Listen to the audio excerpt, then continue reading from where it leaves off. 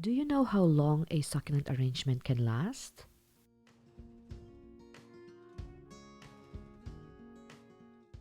My name is Teresa Ebro of Chopstick and Succulents, and in this video, I'm going to show you our 2-year-old arrangement.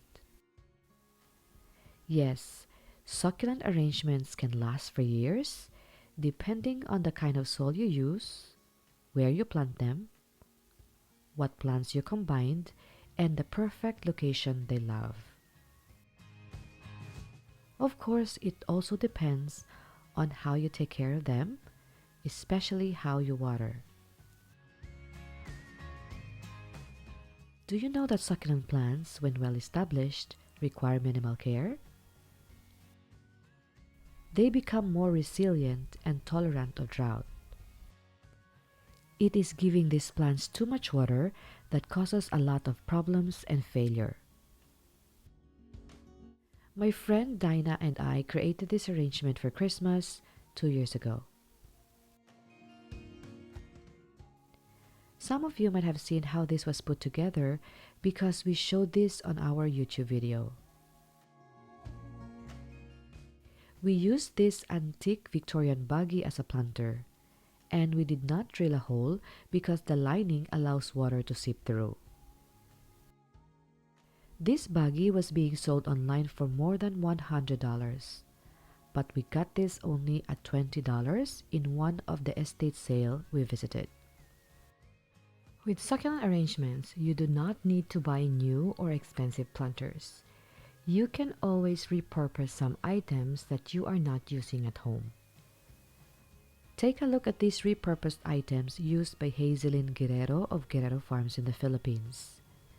They are so beautiful, and I tell you, I was palpitating with so much excitement as I was going around her garden.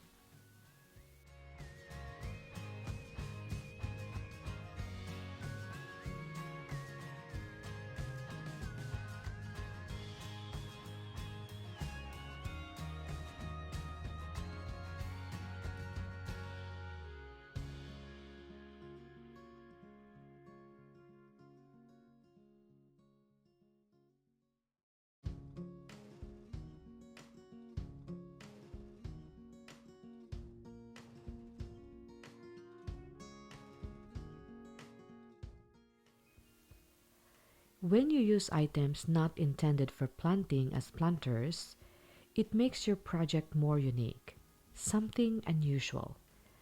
It can show your creativity and can inspire others to create their own. For the succulent arrangements to last, you need to use the proper soil mixture to avoid problems of overwatering and root rot. It has to be a fast-draining soil mixture, and of course, a planter that will allow water to drain through. I will leave in the description below the proportion of the soil mixture we often use. Now this is how the arrangement looked 2 years ago, and this is how it looks like now. I'm sure you would agree that plants are even more gorgeous now compared to before.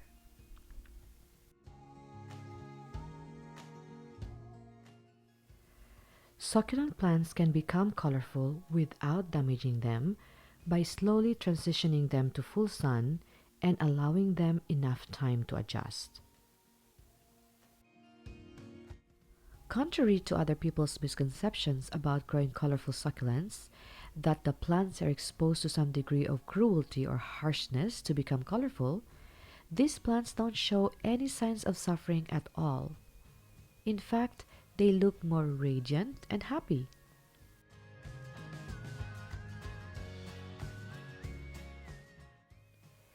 When you create arrangements, you do the same. You slowly transition the plants to full sun to avoid damaging them. Finding out their light requirements can help, because most colorful succulents will need full sun to keep their colors. In this arrangement, there is one plant we used that did not make it. It is this Echeveria blue atoll that is not as colorful as the rest. So try to put plants with the same light and water requirements together. The more colorful the plants are, the more light they need.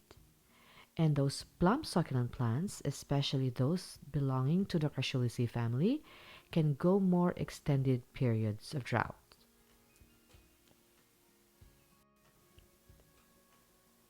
So here, we place the taller plants at the back and the low-growing plants in front. So we have aloe, Portulacaria afra, and Euphorbia trigona first. Then we planted low-growing plants in front.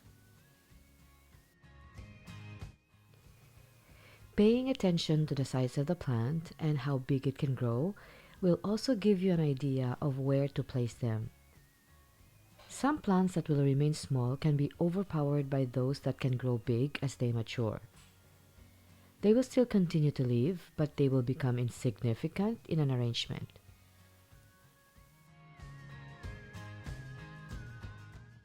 Just like this moon cactus here that hides inside these bigger plants.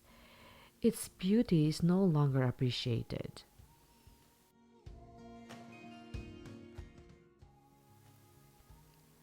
Have you noticed how this ruffled echeveria has taken a lot of space in this arrangement?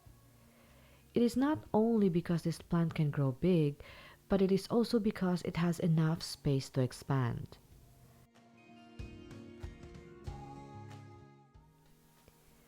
The aloe and euphorbia at the back can even grow bigger, but because they don't have much room to expand, they did not grow much.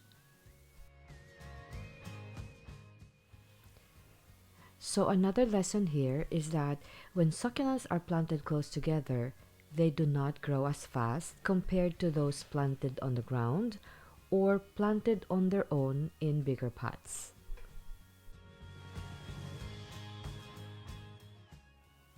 When caring for succulent plants, the watering part is often the most challenging.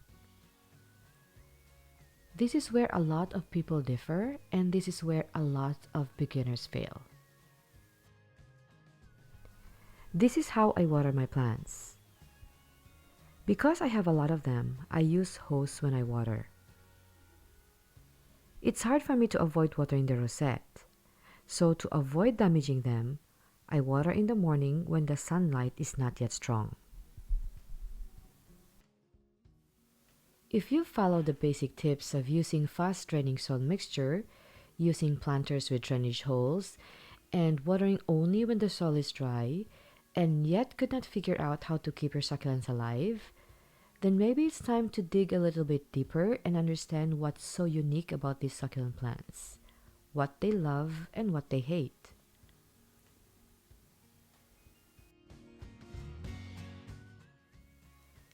They love water. Yes, they do. They love to sip a lot of water and store it. But if we give them more than what they can store, it is where damages occur. Also, remember that they hate to sit on wet soil for days. So to be successful growing succulents, learn to water these plants based on their needs and the environment you are growing them. Pay attention to your plants because they can tell you if they require water or not. I have some good news. In a few weeks, I'm going to release my first book. The title is Water Me Next Week, A Succulent's Plea. It's a beginner's guide to growing succulents. The book will guide you to start your succulent hobby right by understanding the uniqueness of succulents and the special way they handle water. That's it for now, and I hope you learn a lot from this video. And if you like it, please give it a thumbs up and subscribe if you haven't subscribed yet. Please join our Chopstick and Succulents Global Facebook group if you want to learn more about succulents. The link is in the description below. See you in the next video. Bye!